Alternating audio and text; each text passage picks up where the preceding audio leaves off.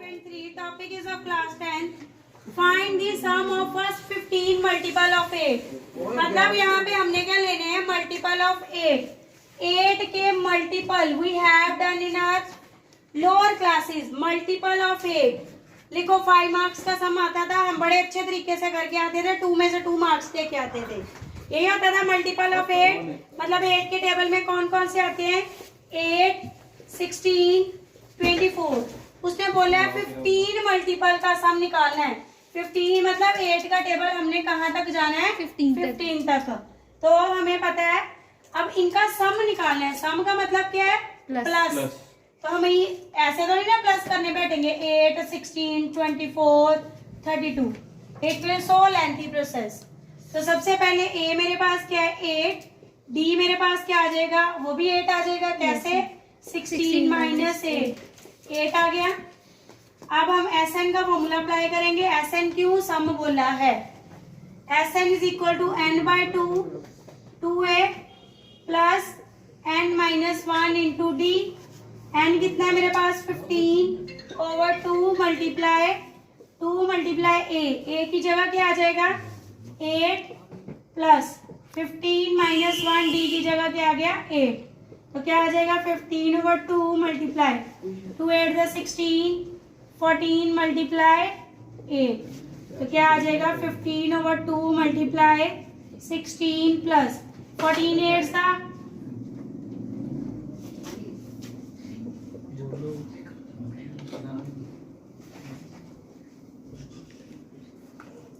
15 over 2 multiply. अब इनको plus करेंगे तो क्या आ जाएगा? 128. कटिंग हो जाएगी. 2 6 12 2 4 8. अब 15 को 64 से मल्टीप्लाई करो.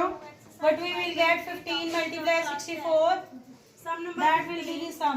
A contract on construction 960. A contract on a construction job specify the penalty for delay of completion beyond a certain date. मतलब अगर एक कॉन्ट्रैक्ट मिला किसी को, कंस्ट्रक्शन करनी है उसकी, अगर उसको इतना टाइम मिला, अगर आपको टीचर भी कहती है इतने डेज में काम करके आना, अगर नहीं करके आते तो आपको डांट पड़ती है. पेनल्टी मतलब जुर्माना. तो वही है, वो उसको कंस्ट्रक्टर को अगर वो इतने टाइम तक, इतनी ड्यूरेशन तक काम फिनिश नहीं करता तो उसको पेनल्टी पड़ेगी. अगर एज फॉलो पेनल्टी अब कैसे पड़ेगी? अगर एक दिन काम लेट होता है तो 200 रुपीज, सेकेंड डे लेट होता है 250 रुपीज, थर्ड डे लेट होता है 300. मतलब इन ईच डे पेनल्टी हर एक डे की कितनी होगी? 50 रुपीज. हर एक डे में उसको कितनी पेनल्टी में पड़ रही है? फर्स्ट डे में 200, सेकेंड डे में 250, थर्ड डे में 300. इट मीन्स फोर्थ डे में 350. It is understood and so on. ये मेरे पास फर्स्ट डे का है, ये सेकेंड डे का है, ये थर्ड डे का, फोर्थ डे का है. But we have to find how much more money the contractor has to pay. Contractor कितनी मनी पे करेगा अगर उसका काम 30 दिन लेट हो जाता है ना? तो पहले दिन हम अब ऐसे तो करने बैठेंगे नहीं. 200, 250, 300, 350, 400, 450, 30 times. It will be long process and calculation can be wrong. So we will apply here some formula. Plus करना है ना सबको.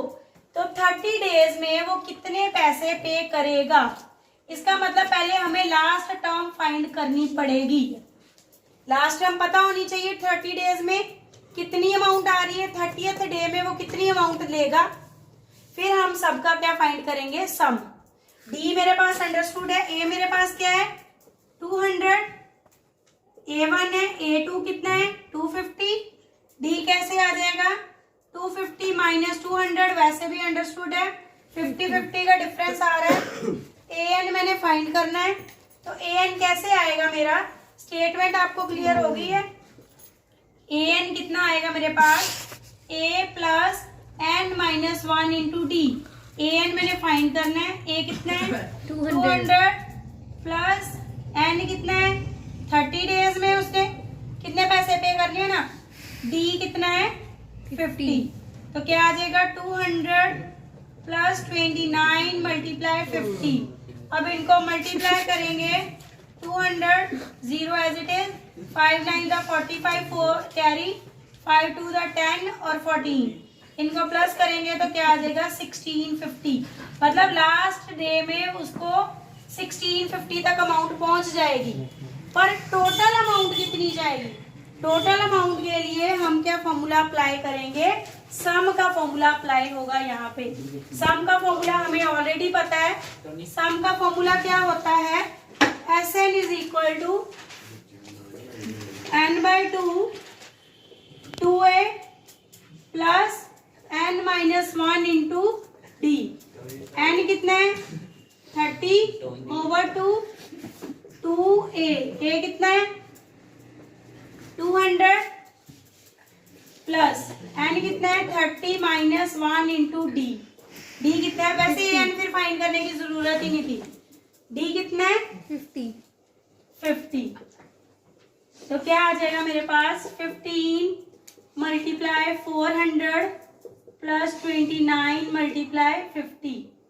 तो क्या आ जाएगा? 15 मल्टीप्लाई मतलब 400, इसको मल्टीप्लाई करेंगे तो 1450। अब इनको प्लस कर देंगे, प्लस करके आ जाएगा 1850। अब इसको 15 से मल्टीप्लाई करेंगे 1850 को, तो क्या आएगा? 185 को 15 से मल्टीप्लाई करेंगे, 5 5 द 25, 240, 2 4 9 1 8 5 7 17 27750 27750। मतलब उसको इतना अमाउंट पे करना पड़ेगा 30 दिन बाद अगर वो काम कंप्लीट करता है।